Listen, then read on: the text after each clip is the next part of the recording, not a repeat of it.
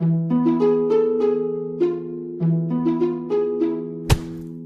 était une fois, dans un lointain pays d'Orient, un charpentier nommé Ali Baba, qui vivait pauvrement avec son épouse.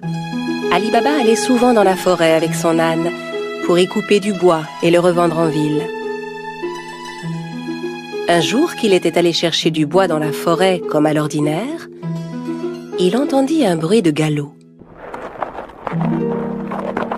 C'était un groupe de cavaliers qui se dirigeait tout droit vers lui. Et les hommes n'avaient rien d'aimable.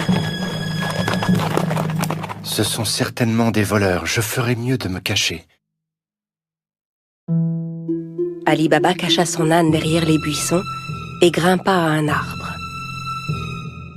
Les hommes arrivèrent et s'arrêtèrent juste sous l'arbre. Ali Baba les compta. Ils étaient 40 exactement.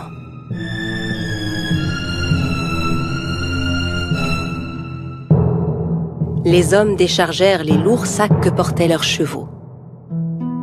Et Ali Baba comprit alors que ces hommes étaient bien des voleurs. Le chef de la bande se dirigea vers un énorme rocher devant lequel il se mit à crier. « Sésame, ouvre-toi !» Soudain, il se passa une chose incroyable. Le gros rocher glissa sur le côté comme une porte coulissante, laissant apparaître une grotte. Les voleurs entrèrent un par un en portant leurs gros sacs. Quand le dernier fut entré, la porte se referma automatiquement. Ali Baba était médusé par ce qu'il voyait. Au bout de quelques instants, le rocher s'ouvrit à nouveau et les voleurs ressortirent de la grotte. Quand le dernier fut dehors, le chef se tourna vers la porte et ordonna « Sésame, ferme-toi !» Le gros rocher se referma aussitôt et les cavaliers se remirent en selle et s'éloignèrent. Ali Baba descendit de son arbre et s'approcha à son tour du rocher. Il lança les mots qu'il avait entendus. « Sésame, ouvre-toi !»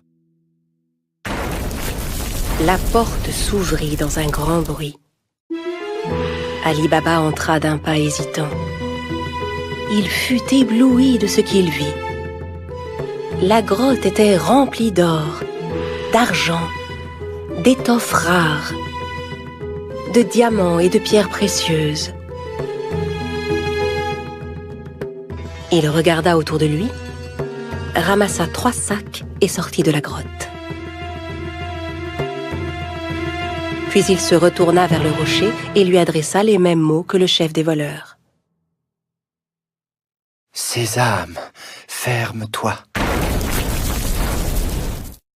Il chargea les sacs sur le dos de son âne et rentra chez lui.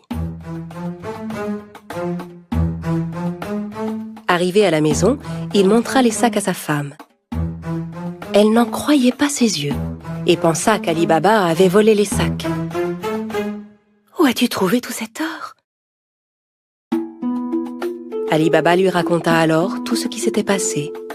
Elle était si heureuse. Ils se mirent ensemble à vider les sacs. « Aide-moi à compter ça. Je veux savoir combien d'or nous avons. » « Non, creusons plutôt un trou pour y enterrer cet or. » Va creuser le trou, j'irai demander une tasse à mesurer à ton frère Cassim.